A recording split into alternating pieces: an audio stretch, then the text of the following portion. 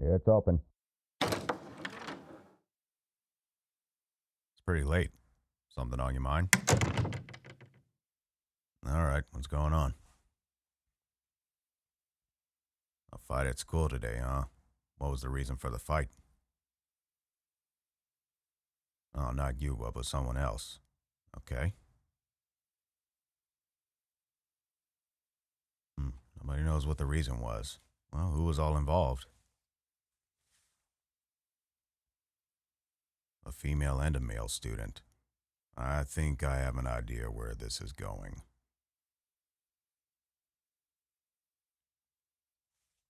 I figured as much. So the male student was trying to walk away while this particular female student was barraging him with a bunch of insults.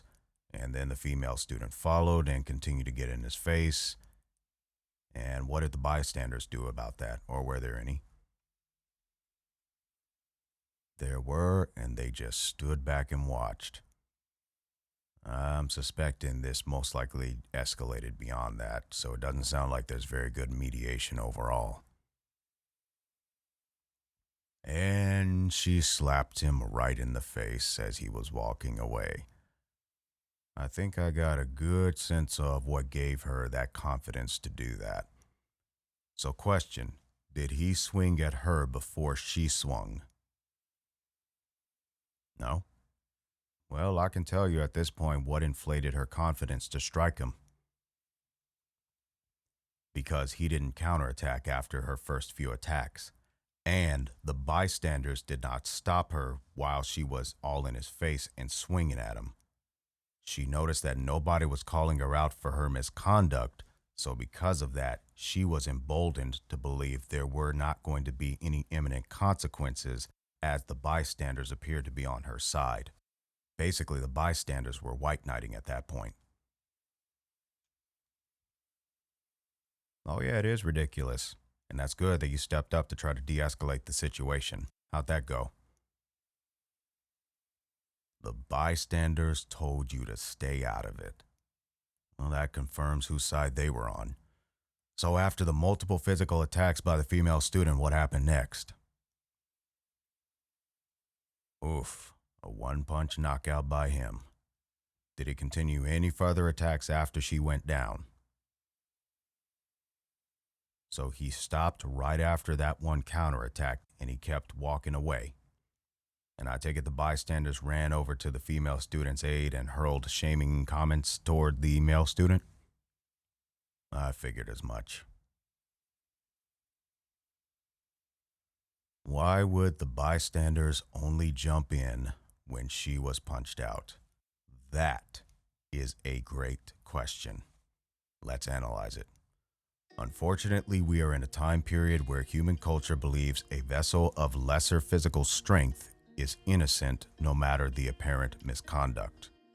Even though we don't know what started the discrepancy, the fact that the male student did not pose any immediate threat concludes that there was no merit for the female student to physically attack the male student. Contrary to the belief of the bystanders in this scenario, they actually failed both parties involved. The moment they witnessed the swing or any imminent indication of physical altercation from either party, they should have intervened and separated the parties involved.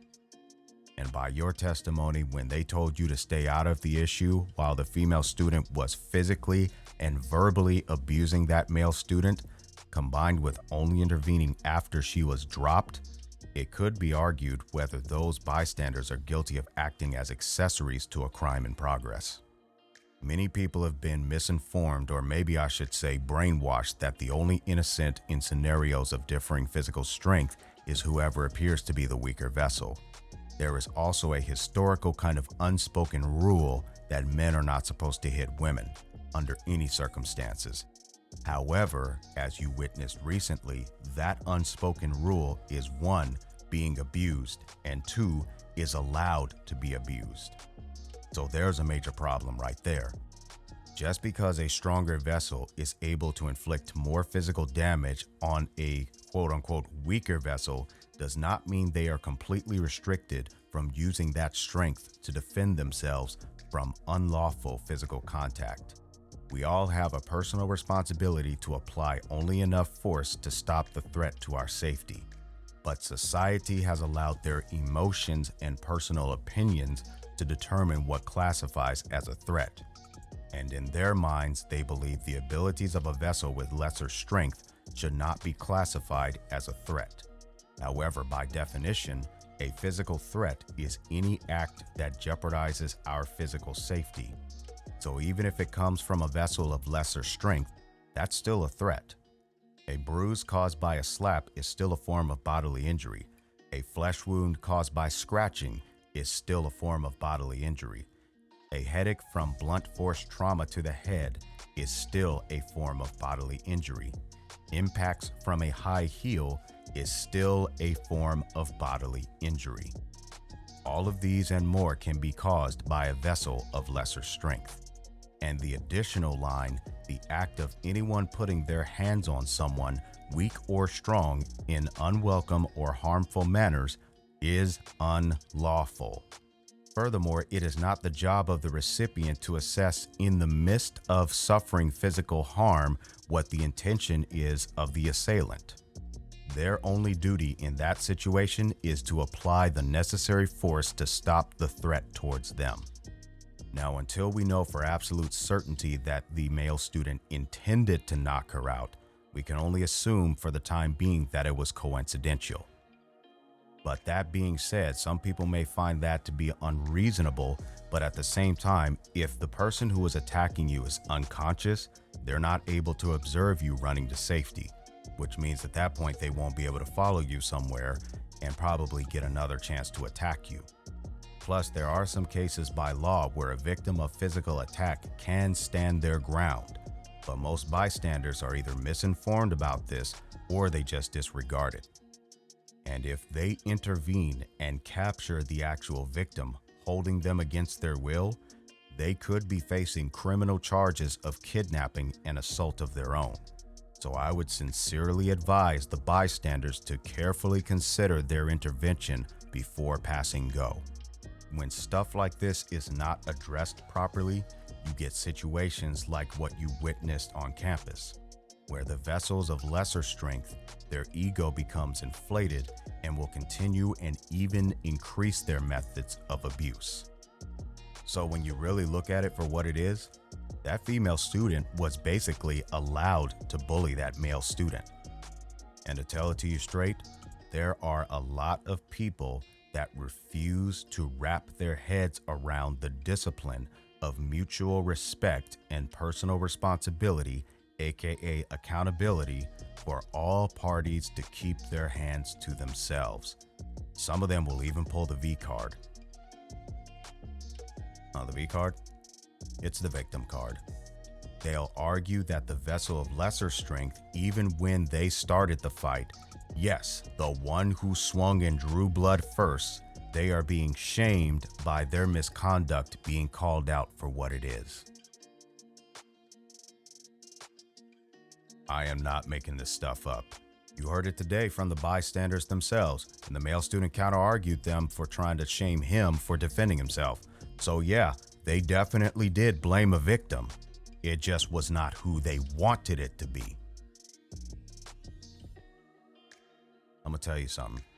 Many in today's society have pushed truth, common sense, and accountability to the side and have embraced nothing but convenience.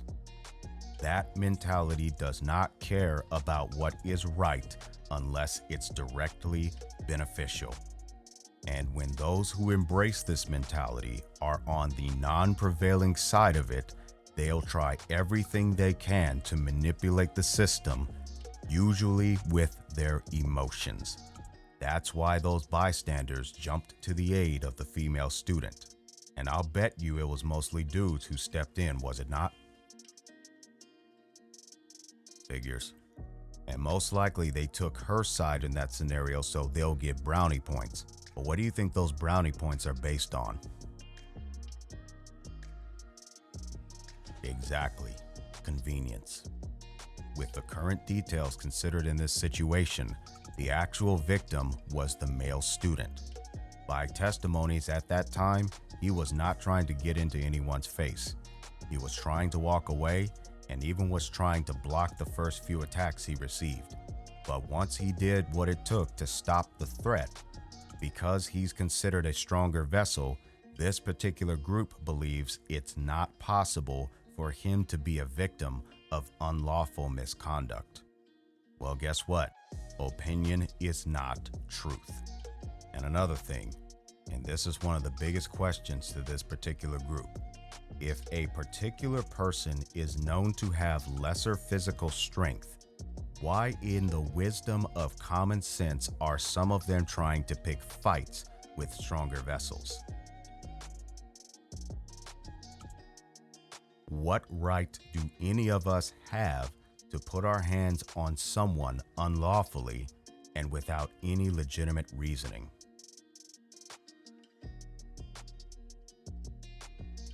The answer is simple, because some have been given an unhealthy pass by bystanders that they can get away with it.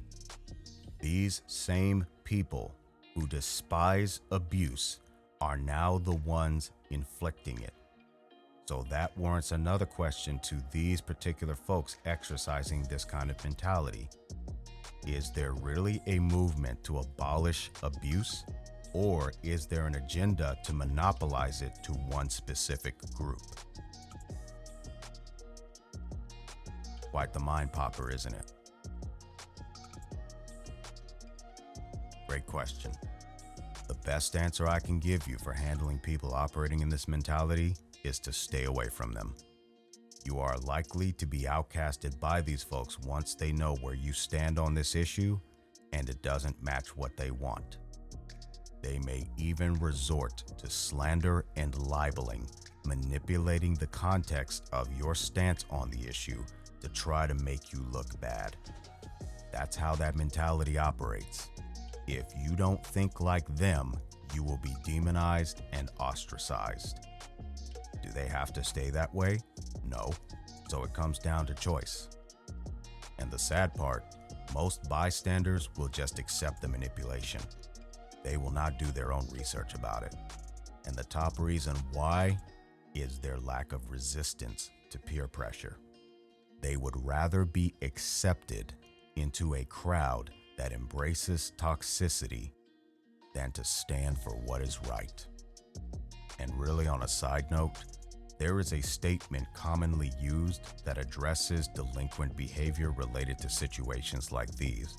Quote, "If you want to act like a man, I'll treat you like one." Close quote. For this particular quote, why are men associated with delinquent behavior?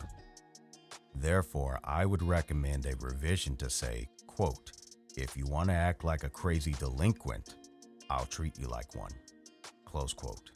Because not all men act like a real machoism when dealing with conflicts. There's a growing number of men who actually are saying, you know what, let's deal with this logically. So is this really a men issue or is this a behavioral issue? To which the behavior is that of delinquency. Now, if there's a better analogy out there, I'm all ears. But the final question is this: what is so difficult about all of us keeping our hands to ourselves? That's really what this is about. But for some, they have chosen accountability to be their enemy. And anyone who embraces accountability will also be their enemy. Therefore, the best thing to do is stay away from people operating in that kind of mentality.